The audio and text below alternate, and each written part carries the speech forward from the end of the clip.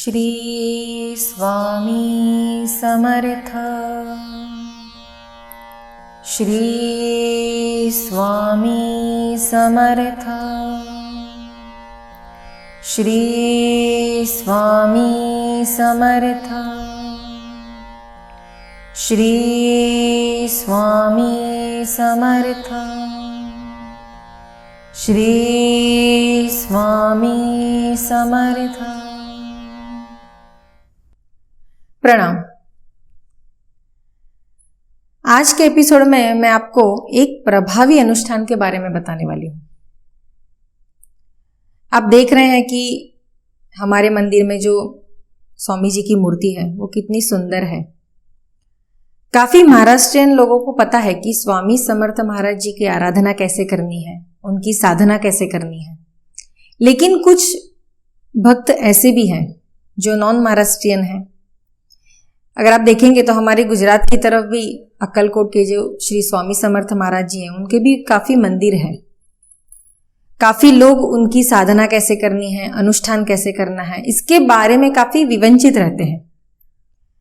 उन्हें पता ही नहीं होता है कि अनुष्ठान कैसे करना है, कौन सी साधना करनी है, कौन सी उनकी पुस्तिकाएं हैं जिसका हमें पठन करना है।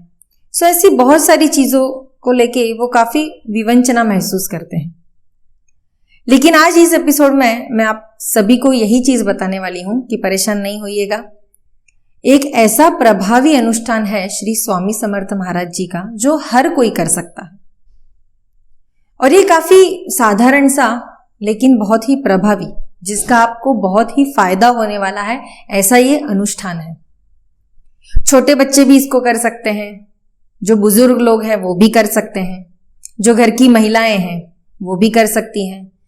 कुछ लोग और कुछ महिलाएं भी ऐसी है जो जॉब करती हैं, जो काफी व्यस्त रहती है, तो ऐसी भी महिलाएं ये समय निकाल के ये अनुष्ठान कर सकते हैं।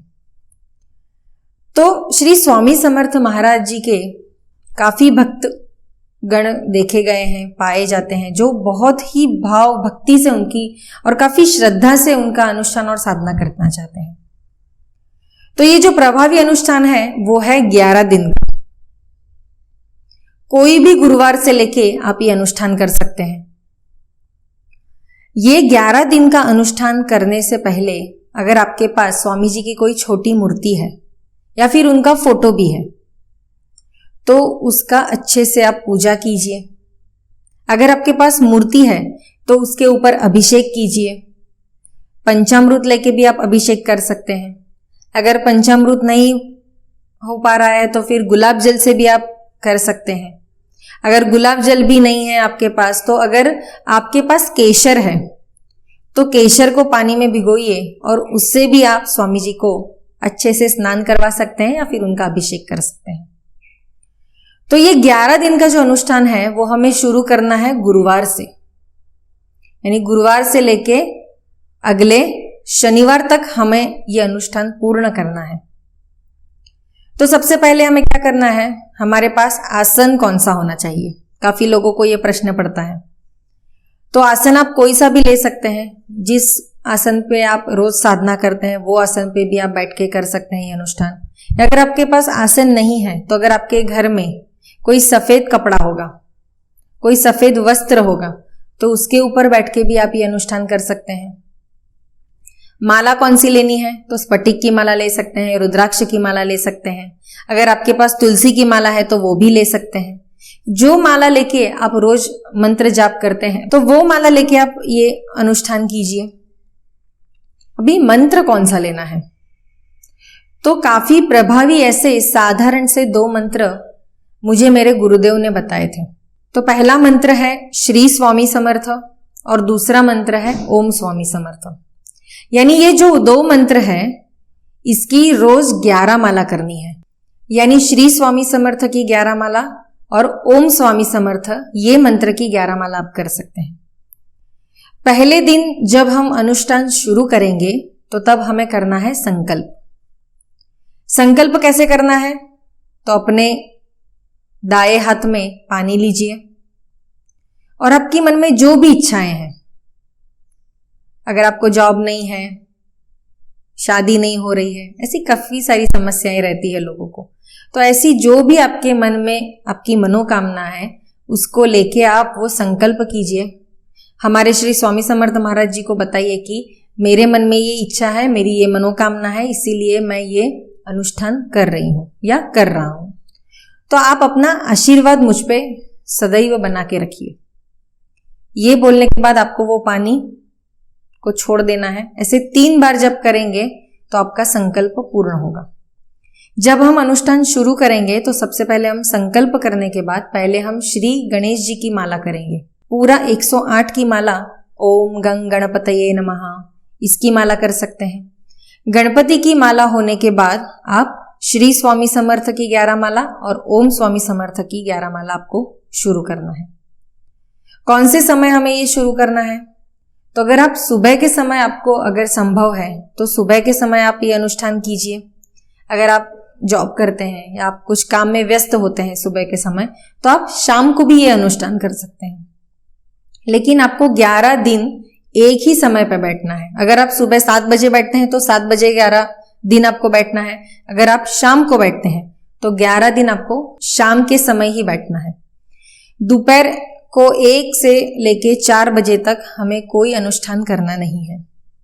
और आप जब अनुष्ठान कर रहे होंगे तो आपको दोपहर के समय सोना भी नहीं है। ये अनुष्ठान का एक नियम है। तो ये अनुष्ठान करते समय हम कौन से वस्त्र पहनेंगे? तो अगर आपके पास कोई श्वेत वस्त्र है तो वो परिधान कीजिए।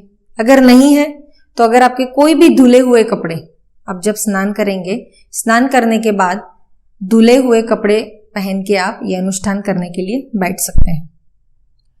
ये अनुष्ठान शुरू जब हम करेंगे तो हमें स्वामी जी को भोग क्या लगाना है?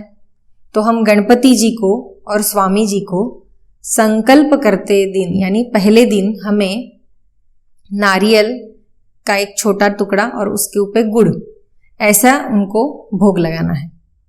और बाकी के दिन हम अगर छोटी जो भोग लगाने की छोटी सी कटोरी होती है उसमें हम दूध रख सकते हैं, ड्राई फ्रूट्स रख सकते हैं, या फिर हमारे जो श्री स्वामी समर्थ महाराज जी हैं उनको बेसन के लड्डू भी बहुत पसंद है तो बेसन का 1 लड्डू भी आप रख सकते हैं उनके लिए। और जब आपका अनुष्ठान पूर्ण हो जाए यानी आपकी माला खत्म हो जाएगी उसके बाद आप वो भोग जो हमने लगाया हुआ है स्वामी जी को उसको आप खुद ग्रहण कीजिए और अपने जो परिवार के लोग हैं उनमें वो प्रसाद उन्हें भी ग्रहण करने के लिए दीजिए। तो ऐसे ये पूरे 11 दिन हमें ये श्री स्वामी समर्थ और ओम स्वामी समर्थ इसकी 11 माला का पूर्ण अनुष्ठान करना है। और जब 11वां दिन आएगा उस दिन हमें, जब हमारी माला खत्म होगी उसके बाद हमें स्वामी जी को पूरा नैवेद्य का भोग लगाना है। यानी हम उसमें जो महाराष्ट्रियन लोग बनाते हैं पूरण पोली, उसका नैवेद्य दिखा सकते हैं। अगर आपको घर में आप नहीं बना सकते हैं तो आजकल बाजार में भी मिलती है पूरण पोली, उसको लेके आइए, उसका भोग लगाइए उन्हें। या फिर अगर आप घर में भी बनाते हैं तो पूरा नैवेद्य बना के स्वामी जी को उसका भोग लगाइए। तो ऐसे करने से ये पूर्ण अनुष्ठान पूर्ण होता है। और जब 12वां दिन आएगा, जो आपने 11 दिन का पूर्ण अनुष्ठान किया है, तो 12वें दिन अगर आपको कोई गाय नजर आती है तो उसको भी थोड़ा सा भोग लगाइए, उसको भी थोड़ा अन्नदान कीजिए। और अगर आप हवन करना चाहते हैं, क्योंकि हर अनुष्ठान के बाद हवन करना उतना ही जरूरी है, तो अगर आप हवन करना चाहते हैं तो आप अपने घर में छोटा सा हवन कुंड लीजिए और आपने जितनी भी मालाएं की है 11 दिन में उसका 10वां भाग, यानी अगर आपने 108 माला की है तो आपको 11 माला का हवन करना है।